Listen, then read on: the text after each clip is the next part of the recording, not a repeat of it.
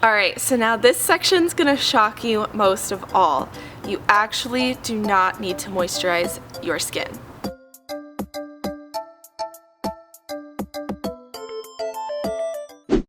Hi guys, welcome back to my channel. Today we're talking all about moisturizing and moisturizers. I get tons and tons of questions from you guys all about how you're supposed to moisturize your skin, what you're supposed to use, what you're not supposed to use, and the impact of moisturizing on your skin. So let's start right off by saying that topical steroids are not moisturizers. Yes, they come in cream form, but that's the only way you can really transfer a topical steroid onto the skin. So I'm not a huge proponent of topical steroids. In some severe cases, you may be able to use them and change your diet. But I personally, if your eczema is not so severe, definitely don't go the topical steroid route. Many moisturizers on the market today, like Eucerin, Cetaphil, all of those things can be toxic. So what I suggest you guys to do is to go on ewg.org. And basically it's an organization, it's called the Environmental Working Group, and you can look up all of these different brands to make sure that they're safe for your body. So what I mean by toxic is some of these moisturizers actually contain ingredients that add to the toxic overload that your body is already dealing with. So a lot of the time eczema comes from toxic overload, and so you can't pinpoint eczema down to one single thing, and it's actually a large range of toxic buildup. So from your diet to your lifestyle. Your shampoo may contain toxic chemicals. You may live in a polluted area. So all of these are factors to include into this toxic buildup, which results in eczema. That's why I always say that eczema is reversible through diet and lifestyle. So I actually have an ebook out. If you need guidance for cleaning up your lifestyle, my ebook does a really good job at that, and you can find that on my website. So not only do these moisturizers that you find at your convenience store have toxic chemicals, but they also just have ingredients that aren't healthy for your skin. So I said this a long time ago in one of my first videos, but actually if you see the ingredient water on the list of ingredients on your moisturizer, you're actually doing a little bit more harm than good. Because by putting water on your skin, you're then drying it out. And so it's this constant cycle of you're just wetting it and drying it and wetting it and drying it. And so if your moisturizer says the word water, tell it goodbye friend and set it aside. Some other ingredients that I'm not very fond of is petroleum, paraffins, parabens. I'm not a huge fan of putting sunflower oil or safflower oil on your body. And if you ever need me to check an ingredient for you, please send your ingredient labels to my messages. You can message me on Facebook, you can message me on Instagram, and if you would like me to check your moisturizer, I will absolutely 100% do that for you. So let's talk about the different oils and butters that you can use on your skin that is in fact healthy. So you can use olive oil on your skin, which may sound a little strange, but if you're getting unrefined cold pressed olive oil, then this olive oil contains what's called polyphenols. And so basically polyphenols are fantastic chemicals that come in plants, and basically it helps your body fight free radicals. Well, what are free radicals?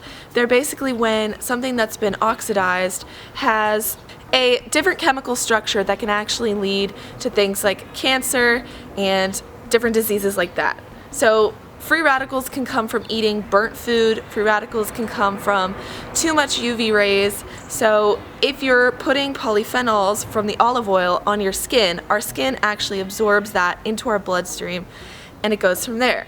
Now, I don't really suggest consuming olive oil for the first part of your healing. So if you want to eat olive oil, wait till you're stage 2 or stage 3. Another oil that you can use to put on your skin is coconut oil. Now, you will have to experiment, and you may have to create your own oils. You may have to put a little bit of this, a little bit of that, because everyone's skin has a different range of oiliness to dryness naturally. So you may have naturally oily skin, you may have naturally very dry skin. And so you're going to have to experiment with oils. I have a lot of success with people using coconut oil, and then I have a lot of clients who say that coconut oil makes their skin very red. Another oil that you could choose to use is jojoba oil. That's fantastic as well. And so now we're going to switch off into like butters. And so I don't necessarily recommend like cocoa butter.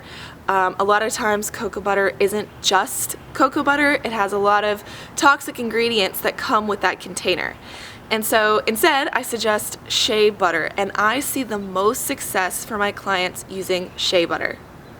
Shea butter comes in a little container and it comes typically solid. And so if you order some shea butter and it comes to you and it's gritty, what you can do is actually melt it down in a pot and then re-pour it in your container, set it in the fridge, and it'll set nice and smooth. So another thing that I really suggest you guys to do is incorporate essential oils into your moisturizer. And by that I mean your moisturizer is going to be a combination of a bunch of oils or just shea butter. I had a lot of success with olive oil combined with tea tree oil, and then I had a lot of success with shea butter combined with like a lavender oil.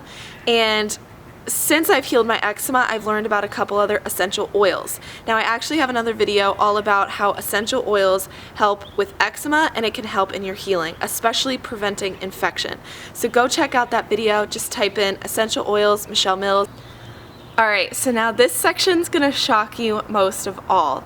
You actually do not need to moisturize your skin. Now, I know this is going to come as a surprise to a lot of you because you always hear about all these people like, I use this moisturizer, you should moisturize in this way, and all of that. And so I'm here to tell you, you don't necessarily have to moisturize. It definitely depends on the severity of your skin. So if you have very severe eczema, you're going through topical steroid withdrawals, if your skin is like all over very, very dry, if your skin is cracked and bleeding, yes, then you should go and use some of the moisturizers that I talked about in this video, like shea butter, coconut oil, jojoba oil, olive oil. But if you do not fall into that category, I suggest you cut it out with the moisturizers. I have a lot of success with my clients who just completely stop using them altogether. Now at first, it's a little bit uncomfortable, but I will tell you why. So basically, when you are putting oil or moisturizer on your skin over and over again, you're not letting your body produce its own oils. So when your body is able to produce its own oils to use for the skin, it's going to naturally get moisturized. Yes, you will go through a phase where you're very, very dry. It is only temporary, and you're actually going to speed up your healing process much faster. I know this is contrary to what you've been hearing, but trust me, try it out for a month, go moisturizer free, and see how your skin is doing. When I hit stage 2 of my healing, I did just that, and it definitely healed my skin way, way faster. So you're definitely gonna have to gauge your skin, how you're feeling, become one with your body. You have to work with your body and listen to your body. So you'll know if something isn't right.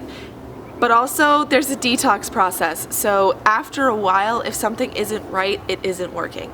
If you've been doing something for 2 months, it's not working. So also make sure you pay attention to itchiness and redness. So for example, let's say you had a patch of eczema right here. You put coconut oil on it and it immediately gets red. Coconut oil is not for you.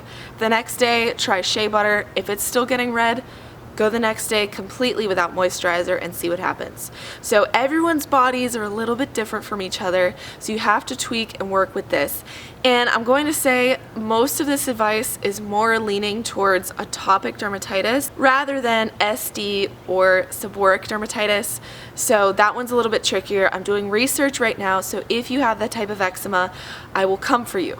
I will make a video just for you, and I will tell you all the research that I found on it and how you guys can start healing. I have a couple clients right now with it, so stay tuned for that. So I hope you guys enjoyed this video, and let me know if you try out any of these tips and tricks, and I wish you guys the best time trying to heal. I've been through it and I know how it feels.